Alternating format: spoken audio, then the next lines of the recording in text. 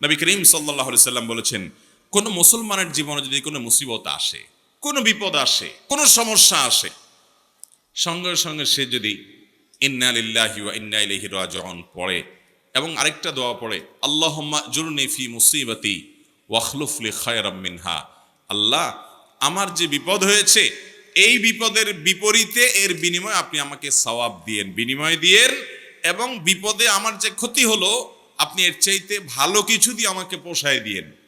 এই দোয়া যদি কেউ পড়ে তো আল্লাহ রাব্বুল আলামিন তার ওই বিপদে যা ক্ষতি হবে তার থেকে বেশি দিয়ে তাকে অবশ্যই পুষিয়ে দিবেন। উম্মে সালামা রাদিয়াল্লাহু তাআলা আনহা, নবী করিম সাল্লাল্লাহু আলাইহি সাল্লামের স্ত্রী, তিনি বলেন যে আমি নবী করিম সাল্লাল্লাহু আলাইহি সাল্লামকে কিভাবে পেয়েছি তোমরা জানো? অদ্ভুত ঘটনা, শিক্ষা নেওয়ার মতো একটা ঘটনা। তিনি বলেছেন যে আমার স্বামী আবু সালামা যখন মারা গেলেন আমি খুব বেশি ব্যথিত হলাম, মর্মাহত হলাম যে একজন ভালো সঙ্গী হারালাম, স্বামীকে হারালাম। তো আল্লাহর কাছে আমি কেঁদে কেটে নবী সাল্লাল্লাহু আলাইহি সাল্লামের শেখানো এই দোয়াটা পড়েছি, আল্লাহুম্মা জুরনি ফি মুসিবাতি, আল্লাহ আমার মুসিবত এবং বিপদে আপনি আমাকে বিনিময় দিয়েন, বিপদ যে হলো এর বিনিময়ে আপনি আমাকে দিয়েন, ওয়াখলুফ লি খায়রাম মিনহা, এবং এই বিপদে আমার যা ক্ষতি হলো, আমি যে হারালাম স্বামীকে, তার চাইতে বেটার কিছু আমাকে দিয়েন। আমি দোয়া আল্লাহর কাছে করে গেছি সব সময়। আল্লাহ তাআলা আবু সালামা আমার স্বামীর মৃত্যুর পর অকল্পনীয়ভাবে, অভাবনীয়ভাবে আমাকে মুহাম্মদুর রাসূলুল্লাহ সাল্লাল্লাহু আলাইহি ওয়াসাল্লাম স্ত্রী বানিয়ে দিয়েছে। আবু সালামাকে হারিয়ে তার চাইতে বেটারটা পাইছেন না, পান নাই? মুহতারাম হাজরিন, অতএব যেই কোনো বিপদে ইমানদারের ইমান যত মজবুত হবে সে তত বেশি হাসতে পারবে যে আলহামদুলিল্লাহ আমার রব আমাকে যে অবস্থা রেখে খুশি, আমি অবস্থার উপরে খুশি, এবং বিপদ যতই আসবে আমি সেটাকে ওয়েলকাম করব, বেসবর হব না, ধৈর্যহীন হব না। আমাদের সংসারগুলোতে আজ যে অশান্তি, আমাদের সমাজে যে আজ বিশৃঙ্খলা, অশান্তি, এর মূল যদি কয়েকটা কারণ বের করা হয়, অন্যতম প্রধান কারণ হবে বেসবর, ধৈর্যহীনতা, সবরহীনতা। ঘরে ঘরে সংসারগুলো টিকছে না, ভেঙে খান হয়ে যাচ্ছে, প্রতি মুহূর্তে মুহূর্তে বিবাহ বিচ্ছেদের ঘটনা ঘটছে। অন্যতম কারণ ধৈর্য সহ্য নাই, ছেলেরও ধৈর্য নাই, মেয়েরও ধৈর্য নেই, কিছু হলেই সব হটমেজাজি হয়ে যায়, সবাই কাট্টি দেওয়া শুরু করে। কাট্টি বুঝেন তো? আপনাদের এলাকায় কি বলে? দোস্ত দোস্ত একটু অভিমান হলে, রাগারাগি হলে বলে না তোর সাথে কাট্টি, এই যে তোর সাথে আর কথা নাই। স্বামী স্ত্রীর মধ্যে আজকাল এই অবস্থা, প্রতিটি ঘরে ঘরে অশান্তির মূল কারণই হলো সবরহীনতা, যে ধৈর্য জিনিসটা আজ আমাদের কাছ থেকে নাই। এটাকে আমরা ইবাদত মনে করি না। একটা জটিলতা হলো আমালুল কুলুব বা অন্তরের আমলগুলোকে আমরা একেবারে কেয়ার করি না, অথচ অন্তরের আমলগুলোর গুরুত্ব অনেক বেশি। আমরা বাহ্যিক আমলকে গুরুত্ব দেই, নামাজ পড়া বাহ্যিক আমল, সিয়াম পালন করা বাহ্যিক আমল, যাকাত দেওয়া বাহ্যিক আমল, তেলাওয়াত করা বাহ্যিক আমল, এগুলো বাহ্যিক অঙ্গ প্রত্যঙ্গ দিয়ে, চোখ মুখ হাত পা এগুলো দিয়ে করতে হয়। কিছু আমল আছে যে আমলগুলো অন্তরের ভেতরে লালন করতে হয়, এগুলো দেখা যায় না, এর ভিতরে সবর অন্যতম।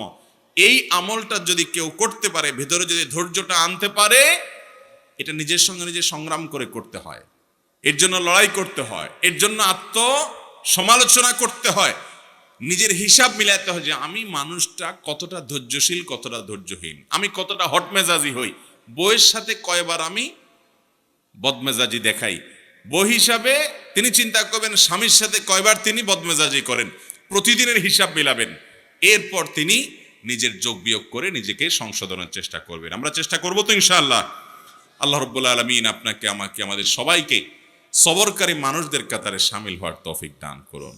মুহতারাম হাজিরিন, নবী করিম সাল্লাল্লাহু আলাইহি ওয়াসাল্লাম তিনি তার সাহাবায়ে কেরামকে সবরের প্রশিক্ষণ দিয়েছেন।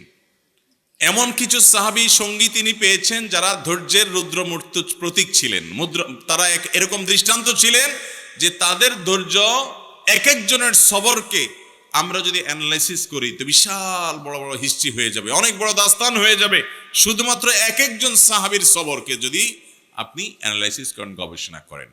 আজ মুসলমানদের মধ্যে এটার বড় বেশি অভাব। সবর করার চেষ্টা করবো তো ইনশাআল্লাহ।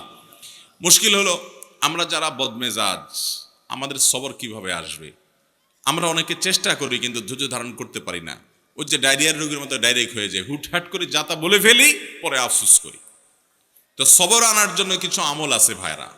নাম্বার 1, আপনার ভিতরে সবর আনার জন্য আপনি প্রতিনিয়ত আল্লাহ রাব্বুল আলামিনের কাছে দোয়া করবেন যে আল্লাহ আপনি আমাকে সবর এবং ধৈর্য ধারণ করার তৌফিক দান করেন। যে কোনো বদামল দূরের জন্য আল্লাহ তাআলার কাছে পানাহ চাইতে হয়। নবী আলাইহিস সালাম পানাহ চাইতেন, এই জন্য আল্লাহর কাছে দোয়া করতে হবে। নাম্বার 2, ধৈর্যশীল মানুষদের সাথে থাকতে হবে। কিছু মানুষ আছে দেখবেন যে তুফান হয়ে গেছে কিন্তু উনি ঠান্ডা মাথায় সবকিছু ডিল করছেন, অস্থির হচ্ছেন না, হুলস্থুল করছেন না, এবং খুব ঠান্ডা মাথায় উনি শান্ত মেজাজে সব কিছু ডিল করে ফেলছেন, সব কিছু সমাধান করে ফেলছেন। এরকম কিছু ঠান্ডা মাথার মানুষ সব সমাজে আছে। এই মানুষগুলোকে খুঁজে খুঁজে বের করে এদের সাথে থাকবেন। দেখবেন যে আপনি যেটার কারণে আগুন হয়ে যেতেন, উনি সেটার ব্যাপারে দেখবেন যে একেবারে ঠান্ডা পানির মতো শীতল, উনি একেবারে অস্থিরতা দেখাচ্ছেন না।